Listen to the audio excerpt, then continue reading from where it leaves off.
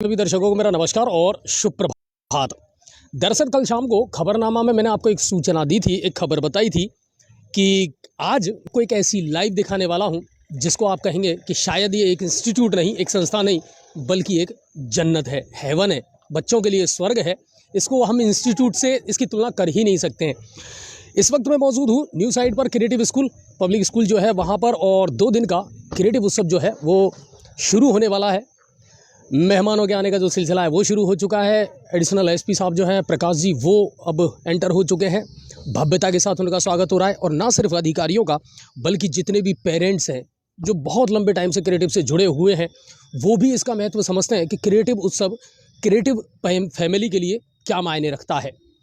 Creative का theme जो है इस बार वो एक ही है, और वो है कि संस्कारों से सफलता तक किस तरह बच्चों को मोटिवेट किया जाए, पहुंचाया जाए। आज पूरा क्रिएटिव उत्सव जो है मैं चाहूँगा एक तो आप शेयर करें ज़्यादा से ज़्यादा, ताकि दूर दराज में जो लोग बैठे हैं वो भी इसका लुत्फ़ ले सकें। और यहाँ बच्चे जो कल्चरल प्रोग्राम करने वाले हैं, सांस्कृतिक प्रोग्राम जो करने वाले हैं, आपको पता है रिकॉर्ड लगभग 3000 बच्चे जो हैं वो पार्टिसिपेट करेंगे अलग अलग सांस्कृतिक कार्यक्रमों में। उनकी झलकी भी मैं आपको दिखाऊँगा बिल्कुल। और कितना अलग हट करके ये करते हैं। जब आप इस कैंपस में अंदर एंटर होते हैं तो आपको किस तरह की अनुभूति होती है, किस तरह का एहसास होता है, वो आप भी फील करके देखना। और वाकई में ऐसा लगता है जब हम कोई ऐसी जगह देख रहे हैं जो कोई बहुत बड़ी यूनिवर्सिटी जैसा आपको माहौल यहाँ पर नज़र आएगा, और बहुत बड़ा उत्साह आपको नज़र आएगा, अभिभावकों में भी, विद्यार्थियों में या जो स्टूडेंट्स हैं उनमें भी। और उसके अलावा सबसे बड़ी बात यह है, जिस तरह से ये तैयारी करते हैं, मेहनत करते हैं, उसका एक अपना अलग ऑरा है।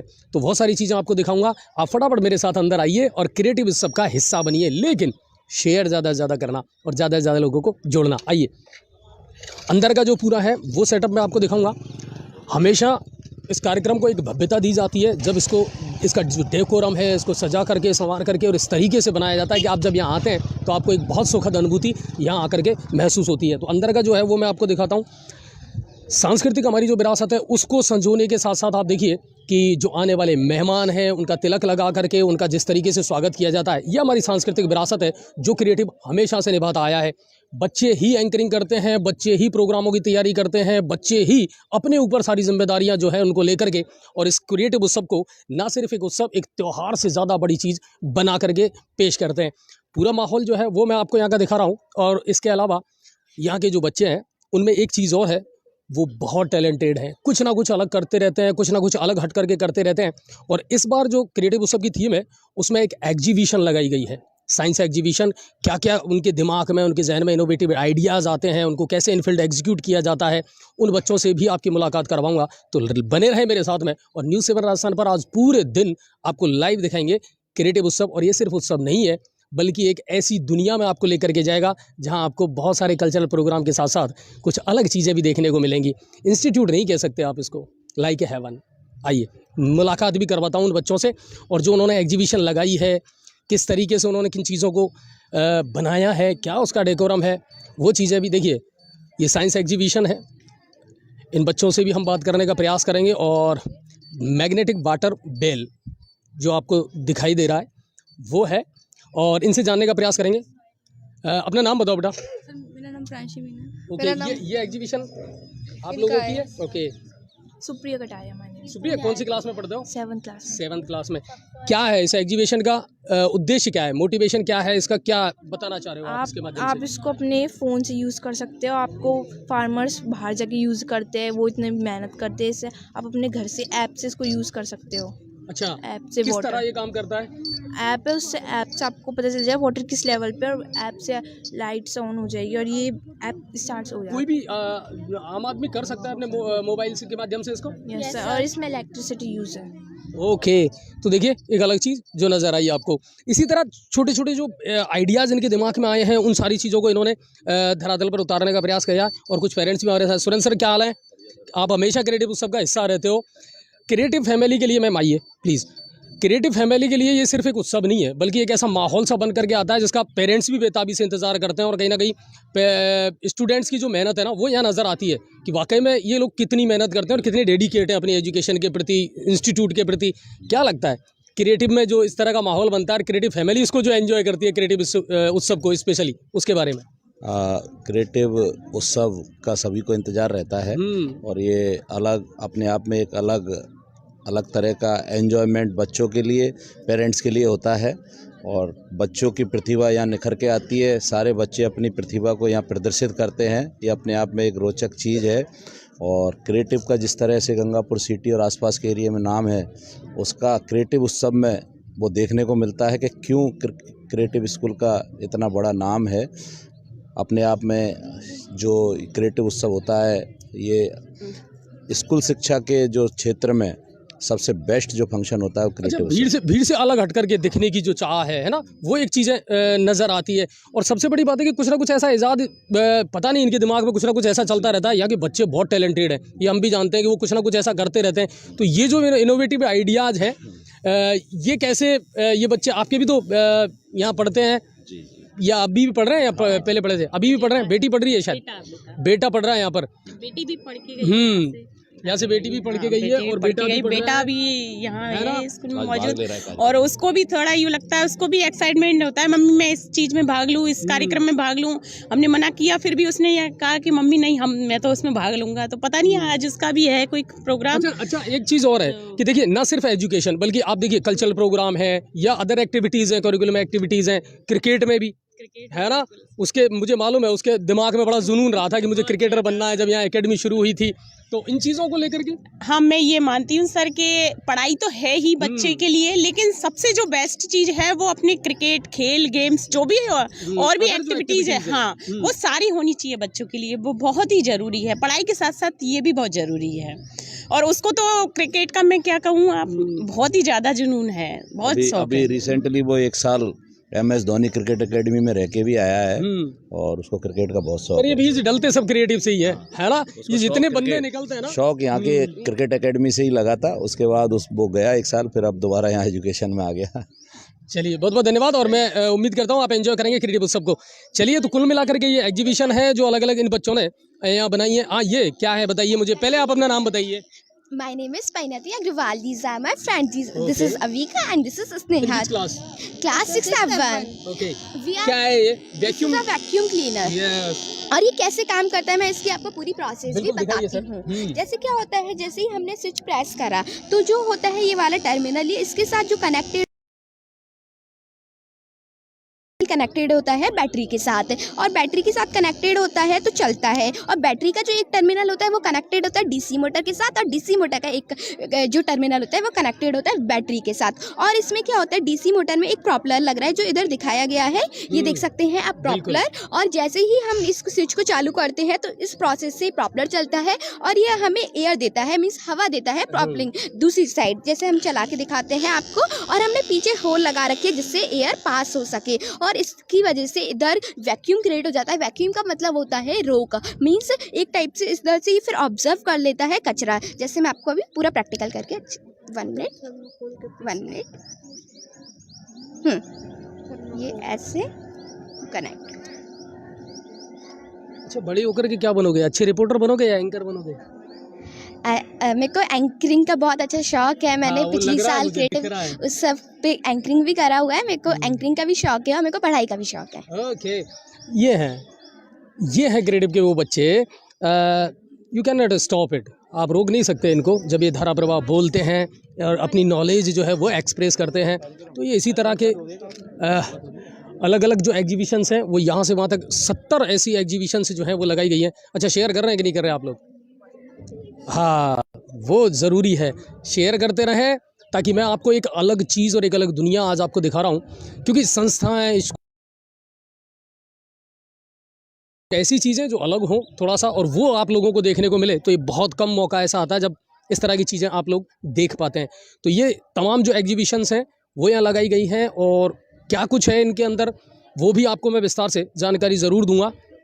जैसे ये एक है हाइड्रोइलेक्ट्रिक डैम, है ना, ये डैम है और ये आज के ज़माने में तो कम से कम बहुत महत्वपूर्ण है, मायने रखता है। इसके बारे में थोड़ा सा जानने का प्रयास करते हैं। पहले अपना नाम बताएं। मेरा नाम देवांशु सोनी है। ओके, देवांशु कौन सी क्लास में पढ़ते हो? 7th। 7th में। क्या है ये और इसके पीछे मोटिव क्या है? सर ये हाइड्रो इलेक्ट्रिसिटी डैम है सर, इसमें हमें ना क्या कहते हैं, वाटर से है ना इलेक्ट्रिसिटी जनरेट करते हैं। हाँ, ये कैसे? तो सर जब इधर से सर पानी फ्लो, जो सिस्टम रहेगा वो कैसे रहेगा? हाँ सर, इधर से जब पानी फ्लो होता है ना, तो सर ये टरबाइन को घुमाता है, और इसमें हमने डीसी मोटर का यूज़ करा गया है। तो डीसी मोटर में क्या होता है, इलेक्ट्रोमैग्नेट रहता है उसके अंदर, जब वो घूमता है तो सर वो इलेक्ट्रिसिटी प्रोड्यूस करता है सर, जिससे बल्ब जलता है। कहने का मतलब है आने वाले दिनों में अगर लड़ाइयाँ होंगी ना तो पानी पर होंगी, और पानी का ही एक एग्जीबिशन यहाँ पर लगाया गया है। जब पानी पूरे प्रेशर के साथ में आता है तो ये टरबाइन घूमता है, और टरबाइन घूमने के बाद में फिर उससे इलेक्ट्रिक जो है वो ईजाद होती है। आइए, इसी तरह के बहुत सारे एग्जीबिशंस जो हैं वो लगे हुए हैं। ये भी है एक साइंस का project, name water fountain, okay, है ना। और इसमें फॉर्म का फॉर्म सीड जो है उसका यूज़ इन्होंने किया है। पहले अपना नाम बताएं। Good morning, sir. My name is Utkarsh Dev Verma from class 7th, and my project name is Water Fountain. It अच्छा, works. एक चीज़ आपने नोटिस की होगी, ये सारे बच्चे 7th क्लास 8th क्लास यानी कोई बड़ी क्लास के बच्चे नहीं है, लेकिन इनके जो दिमाग में चलता है ना वो बड़े लेवल का चलता है। हाँ, अब मुझे बताइए क्या है? सर ये वाटर फाउंटेन है सर, ये एक सिंपल से कॉन्सेप्ट पे चलता है सर। इसका एक प्रिंसिपल है सर, ये एक टब है सर, इसमें से वाटर पंप से पानी लेता है और सर इसको यहाँ पे छोड़ता है, फिर सर ये नीचे जाता है इससे ही, और सर फिर वो वाटर ऐसे कंटिन्यूअसली मूव करता रहता है। It's totally depend on motor. Yes sir, एक वाटर पंप। ओके, कुल मिलाकर के इन चीज़ों को अब आप सोच रहे होंगे यार ये तो मैं घर में भी बना सकता था, मगर आपके दिमाग में आइडिया भी तो आना चाहिए ना उसको एग्जीक्यूट करने के लिए, जो इनके दिमाग में आ रहा है। बाकी ये चीज़ें खूबसूरत जो चीज़ें हैं ना ये घर में भी बनाई जा सकती हैं, बिल्कुल, इसके लिए ज़्यादा मैकेनिज्म की आवश्यकता नहीं है। यस, यहाँ ये कुछ अलग चीज़ नज़र आई मुझे, एक साइकिल है बच्चों की, और उसमें कुछ मोटर और इस तरह की चीज़ें लगी हुई हैं। पहले मुझे बताइए क्या है ये, और अपना नाम बताएं। Good morning sir. Sir my name is Raghavendra, he is my partner in this project Aish Verma. Sir हमारा प्रोजेक्ट है from which electricity generated by bicycle. When the rider pedal the bicycle, the back wheel moves. Yes. The back wheel move with this motor. This is DC motor which convert kinetic energy into the electric energy from which we are charging phone with circular motion. जितने ज़्यादा circular तेजी से होगा शायद उतना ही कर पाएंगे। उतनी इलेक्ट्रिसिटी प्रोड्यूस होगी। back wheel in a constant speed, in a fast speed, the phone will charge and other home appliances. Sir ऐसे एरिया जहाँ पे लाइट वगैरह नहीं आते वहाँ पे बहुत यूजफुल है। अभी आपने जैसे मोबाइल यहाँ लगा रखा है ना, तो अगर आप जितना इसको तेजी से घुमाएंगे, सीधी सी बात है इलेक्ट्रिक पैदा होगी और वो इस मोबाइल को चार्ज करेगी। Very good. देखा, घर में साइकिल है, छोटी छोटी चीज़ें हैं, मगर कभी सोचा ही नहीं था कि ये चीज़ें हो सकती है, वो इन्होंने करके दिखाया है। ये एग्जीबिशन है। आइए और भी कुछ बच्चों से आपकी मुलाकात करवाता हूँ। कुछ अलग अलग चीज़ें जो हैं वो आपको नज़र आ रही होंगी। ये एक वाटर रॉकेट हाइड्रोलिक, इसके बारे में जानने का प्रयास करते हैं। यस, अपना नाम बताएं पहले। My name is Vivek Meena. विवेक, कौन सी क्लास में पढ़ते हो? 9th A1. 9th A1। क्या बनाया है और किस प्रोसेस पे काम करता है? सर ये एयर एंड वाटर की प्रोसेस पे काम करता है, और it is a type of motor rocket. It is using water and air it's as its reaction. जैसे मतलब गैस जो इधर से एंट्री करेगी और वाटर में रिएक्शन करेगी तो ये आगे प्रेशर से प्रेशराइज। Yes sir. ओके, तो एक ये है जो डिपेंड करता है भाई प्रेशर वाली चीज़ है, और ये इन्होंने बनाया हाइड्रोलिक वाटर रॉकेट। बाकी और बहुत सारी एग्जीबिशंस हैं छोटी छोटी जो इन बच्चों ने लगाई है, और बहुत सारी अलग चीज़ें आपको नज़र आ रही होंगी। एक ये, what is this? Sir, this is the solar system. The principle of this solar system is DC motor. Okay, how to do work it, कैसे काम करता है वो मुझे थोड़ा सा बताएं, प्रोसेसिंग मुझे बताएं। सर इसको हमने सर इसमें एक 4 वोल्ट की बैटरी ली है sir. I will connect the battery in. Okay sir I will connect the switch. Sir he will run. Sir the DC motor 1 wire connect to battery and 1 wire connect to battery and 1 wire connect to switch. Okay. And battery 1 wire connect to switch and 1 wire connect to DC motor. And I will तो ये start. Electricity generate करेगी? Yes sir. देखिए, आने वाले दिनों में ये सही बात है कि बिजली का जिस तरीके से उपयोग या खपत या जिस तरह की कमी हो रही है, उन चीज़ों को देखते हुए ज़्यादातर एग्जीबिशंस में आपने एक चीज़ देखी होगी कि जो है बिजली जो है विद्युत जो है उसका उत्पादन हम कैसे करें, और वो भी बहुत कम सोर्सेज के साथ में। वो जो चीज़ें हैं वो आपको ज़्यादातर इस एग्जीबिशन में नज़र आएंगी, यानी फ्यूचर की जो चीज़ें हैं, फ्यूचर की जो चुनौतियां हैं उनको ध्यान में रख करके और ये चीज़ें ईजाद की गई है, और वही सारी चीज़ें आपको यहाँ देखने को मिलेंगी। ये भी सोलर वाला एक पैनल है जो उस पे काम करेगा। ये एक चीज़ जिसने ध्यान आकर्षित किया है आने वाले दिनों में एनवायरनमेंट में। अभी भी मौसम विभाग ये कह रहा है कि साहब इस बार गर्मी जो है रिकॉर्ड तोड़ेगी। क्यों गर्मी बढ़ रही है, क्यों सर्दियों में सर्दी नहीं हो रही, बरसातों में बरसात का जो कोई मामला है वो, यानी एनवायरनमेंट या क्लाइमेट का जो शेड्यूल ख़राब चल रहा है उसके पीछे वजूहात क्या हैं, ये भी इन बच्चों ने देखा, सोचा और फिर उसको बताने का प्रयास किया। आइए जानने का प्रयास करते हैं थोड़ा सा। अपना नाम बताएं। खुशी अग्रवाल, ओके, खुशी कौन सी क्लास में पढ़ते हो? 11th arts. ओके, क्या है ये और क्यों आया दिमाग में ये कॉन्सेप्ट? सर क्योंकि जो अपन जो रेफ्रिजरेटर और एयर कंडीशनर यूज़ करते हैं उसकी वजह से जो उनकी गैसेस है जो ओजोन लेयर पर जाती हैं, तो उसके कारण ओजोन लेयर में होल होता जा रहा है जी, जो कि अपने स्किन के लिए बहुत ज़्यादा हार्मफुल है, और इसके कारण हमें स्किन कैंसर और सन बेजिंग बोन्स भी हो सकते हैं, और ये एनिमल्स के लिए, फॉरेस्ट के लिए, प्लांट्स के लिए, ये सब चीज़ के लिए हार्मफुल इफेक्ट लाता है। और इसके कारण दो चीज़ मोस्टली होती है, ड्रॉट एंड सुनामी। और सुनामी जब होती है तब ग्लेशियर पिघल जाते हैं जिससे बहुत ज़्यादा हीट हो जाती है, वो रिफ्लेक्ट नहीं कर पाते हैं, तो उसके कारण हीट के कारण सी लेवल बढ़ जाता है, तो सी लेवल बढ़ने के कारण सुनामी आती है। यानी कुल मिलाकर के देखिए एनवायरनमेंट पे या ज्योग्राफिकल अगर देखा जाए तो कहीं सुनामी का डर है, सुनामी का दर्द है, सुनामी की चिंता है। वहीं दूसरी तरफ अगर देखा जाए तो डेजर्ट वाला वो इलाका जहाँ बारिश नहीं होती या सूखेपन से लोगों को जूझना पड़ता है, अकाल से जूझना पड़ता है, वो दोनों चीज़ें यहाँ एग्जीक्यूट करके दिखाई गई हैं। तो ये एक अलग कॉन्सेप्ट नज़र आया, और सबसे बड़ी बात है कि फ्यूचर को ध्यान में रख करके ये चीज़ें इन बच्चों ने बनाई हैं। अच्छा, ऐसा नहीं है कि सिर्फ साइंस के बच्चों ने इसमें पार्टिसिपेट किया है, बल्कि जो बच्चे आर्ट्स के हैं, कहते हैं ना अरे साहब आर्ट्स वालों को क्या प्रैक्टिकल होते होंगे, एक ज्योग्राफी है, ये है, वो है, लेकिन एक बात याद रखना, पूरी ज़िंदगी और पूरी दुनिया ज्योग्राफी पर डिपेंड करती है। अगर आपकी भौगोलिक स्थिति अच्छी है तो सब कुछ अच्छा है, और वही दिखाने का प्रयास किया है आर्ट्स के इन स्टूडेंट्स ने। अपने बारे में बताएं, नाम बताएं। Tanishka single from class 11th arts academy. Okay, आपने क्या दिखाया है, क्या दिखाने का प्रयास किया है?